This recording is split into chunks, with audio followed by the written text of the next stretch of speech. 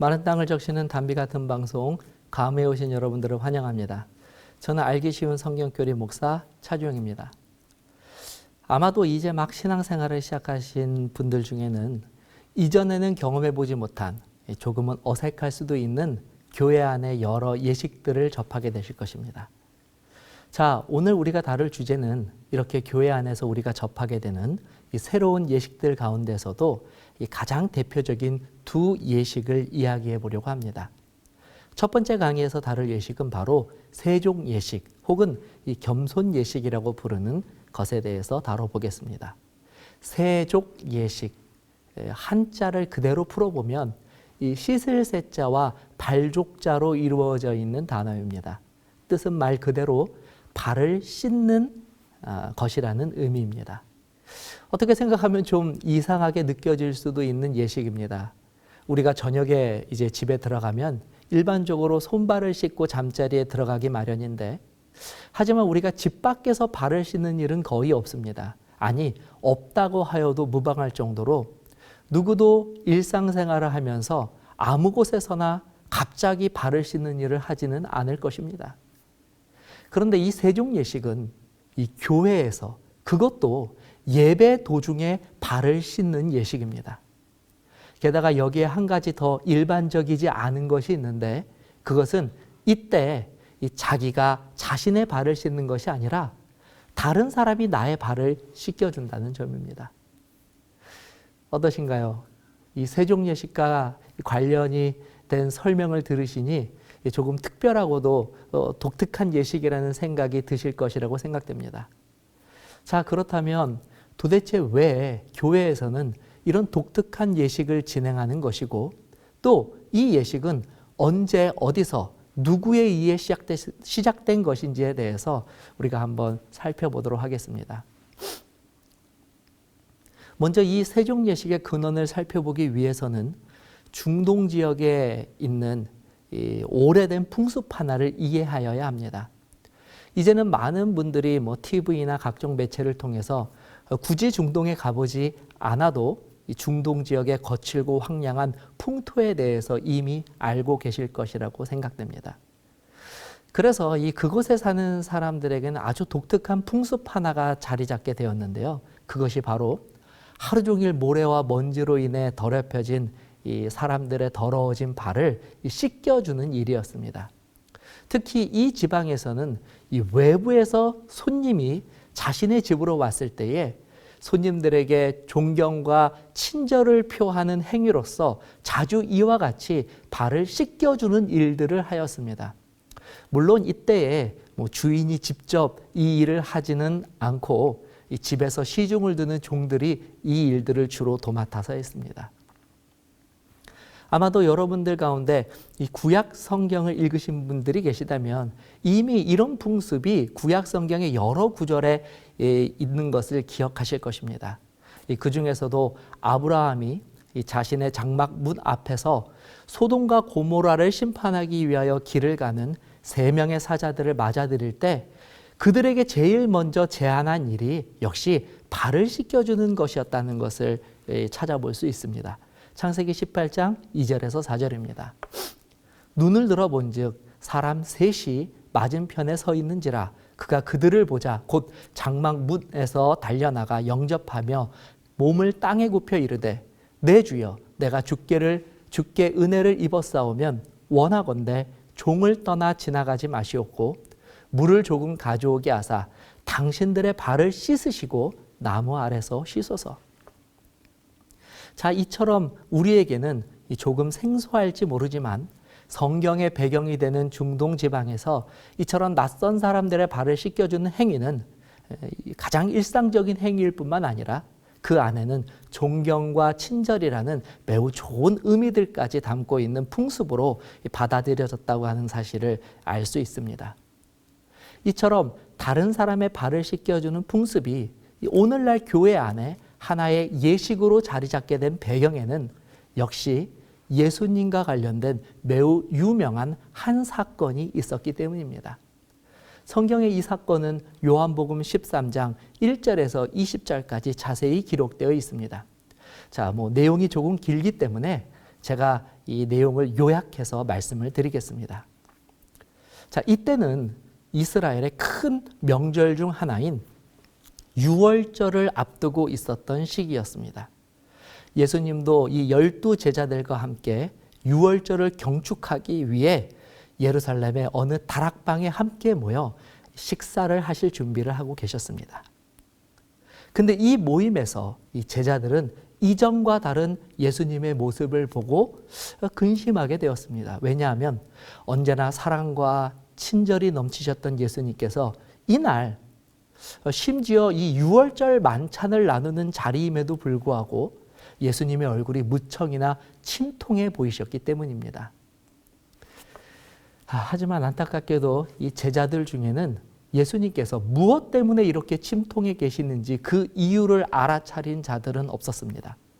심지어 예수님께서 식사하시기 전에 제자들에게 내가 고난을 받기 전에 너희와 함께 이 유월절 먹기를 원하노라고 말씀하셨음에도 불구하고 제자들은 여전히 그 의미가 무엇인지를 깨닫지 못하였습니다. 아마도 지금 이 방송을 보시는 우리 성도님들은 제자들과 달리 그 이유를 발견하셨을 것이라고 생각합니다. 예수님의 생애는 무척이나 매우 강렬한 삶이었습니다. 사람들은 예수님을 통하여 이전에 경험하지 못한 치유와 회복과 평안을 경험하였습니다. 그러나 안타깝게도 예수님께서 백성들과 함께 하신 시간은 너무나 짧았습니다. 예수님 나이로 33살.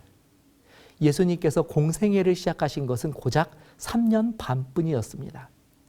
그리고 지금 바로 이 자리가 그 3년 반이 맞춰지는 자리였으며 예수님과 제자들이 함께 식사를 하는 마지막 식사 자리였고 이 식사가 마치고 유월절이 되면 예수님은 온 인류를 구원하시기 위해 십자가에서 자신을 내어주셔야만 했습니다. 그런데 문제는 이런 중요한 의미를 가지고 있는 식사 자리임에도 불구하고 제자들은 누구도 그 중요한 의미를 깨닫고 예수님의 마음을 위로하거나 그들의 믿음을 표하는 자들이 없었을 뿐만 아니라 너무나 안타깝게도 그 자리에서 제자들은 어리석고 황당한 문제를 가지고 예수님 앞에서 서로 다투고 있었습니다. 그 문제란 바로 그들 중에 누가 크냐 하는 다툼이었습니다. 제자들은 예수님이 예루살렘에 입성하실 때 유다 사람들로부터 받은 큰 환대에 완전히 심취되어 있었습니다. 그들은 예수님이 유다 사람들의 인기를 힘입어 이제 곧 유다의 왕이 되실지도 모른다는 착각 속에 빠져 있었을 뿐만 아니라 예수님이 왕이 되시면 바로 자기가 예수님의 다음 가는 가장 높은 자리에 앉을 것이라고 기대들을 하고 있었습니다. 따라서 예수님께서 계속하여 제자들에게 예수님이 받으실 고난과 배척을 거듭 말씀하심에도 불구하고 이 제자들 귀에는 그런 예수님의 말씀이 전혀 들어오지 못하였던 것입니다. 그들은 그 자리에서 여전히 우리들 중에 가장 큰 권세를 잡을 자가 누구인가라는 질문에만 몰두하며 서로를 적대하고 서로를 노려보고 있기만 할 뿐이었습니다. 그런데 바로 그때 그곳에 한 가지 문제가 발생했습니다.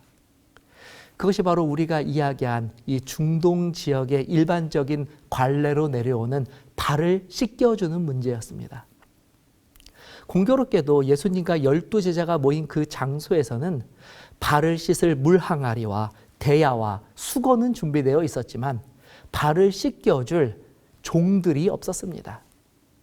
자, 이런 경우는 일반적으로 그 모임에서 가장 낮은 자가 일어나서 연장자들의 발을 씻기는 것이 관례였습니다.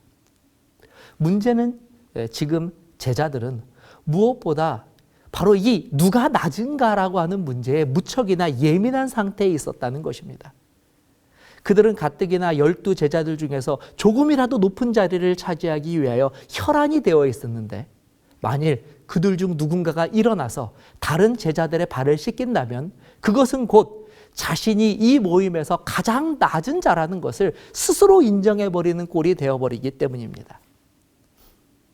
그래서 제자들은 모두 스스로 낮아지는 이 비천한 일을 아무도 하지 않기로 결심하고 자기가 아닌 다른 제자들이 이 천한 봉사를 해야 한다고 여기며 서로를 노려보기만 한 것입니다. 그런데 그때 이 제자들을 모두 부끄럽고 당황하게 만드는 일이 벌어졌습니다. 그때까지 미동도 안 하고 있던 제자들 가운데 한 사람이 드디어 일어나 이 사람들의 발을 씻겨줄 준비를 하였는데 그 한 사람이 바로 다름 아닌 예수님이셨기 때문입니다. 요한복음 13장 4절에서 5절입니다. 저녁 잡수시던 자리에서 일어나 겉옷을 벗고 수건을 가져다가 허리에 두르시고 이에 대야에 물을 떠서 제자들의 발을 씻으시고 그 두르신 수건으로 닦기를 시작하여. 자, 제자들이 이런 예수님의 모습을 보면서 어떤 마음을 느꼈을까요? 또 예수님께서는 왜 하필 직접 본인이 제자들의 발을 씻기는 이 수고를 자처하셨을까요? 차라리 예수님이 제자들의 어리석음과 교만함을 따끔하게 혼내시는 것이 훨씬 편하고 또 예수님의 권위를 내세울 수 있는 이렇게 쉬운 방법이 있었을 텐데도 말입니다.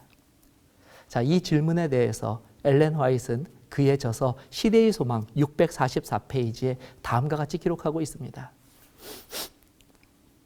예수께서는 그들이 어떻게 하는지를 보려고 한동안 기다리셨다. 그 다음에 거룩한 교사이신 예수님께서는 식탁에서 일어나셨다. 움직이는데 방해가 되는 겉옷을 벗으시고 수건을 가져다가 허리에 두르셨다. 제자들은 놀라움으로 관심을 가지고 바라보며 무슨 일이 일어날 것인지 조용히 기다렸다. 이에 대야에 물을 담아 제자들의 발을 씻기시고 그 두르신 수건으로 씻기기를 시작하셨다.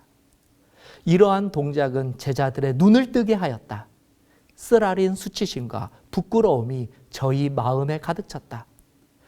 그들은 무언의 책망을 이해하였으며 다 같이 새로운 빛 가운데서 자신들을 바라보았다.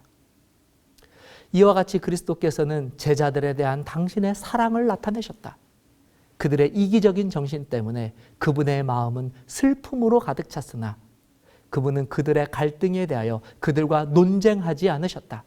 그 대신 그분은 그들이 결코 잊지 못할 한 모본을 보여주셨다. 예수님의 이와 같은 모본을 통해 얻은 것이 있다면 절대로 깨질 것 같지 않았던 그 자리에 제자들이 품었던 교만함이 드디어 깨지게 되었다는 것입니다.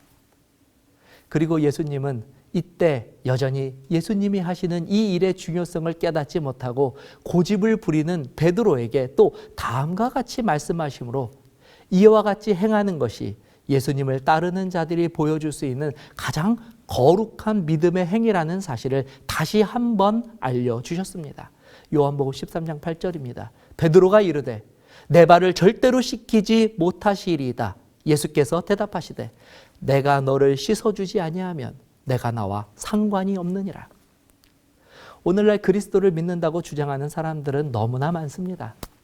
당시 예수님의 제자들 역시도 모두 예수님과 가장 가까이 따르는 자들이라고 생각하였습니다.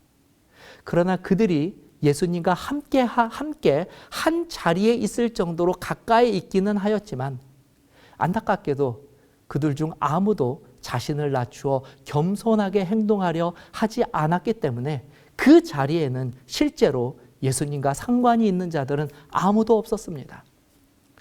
만일 누구든지 정말 예수님과 가장 가까이 예수님과 연결된 자로서 있기를 원하였다면 예수님께서 본으로 보이신 바로 그 일을 먼저 솔선수범하며 또 그 일에 동참하는 자가 되었을 것입니다.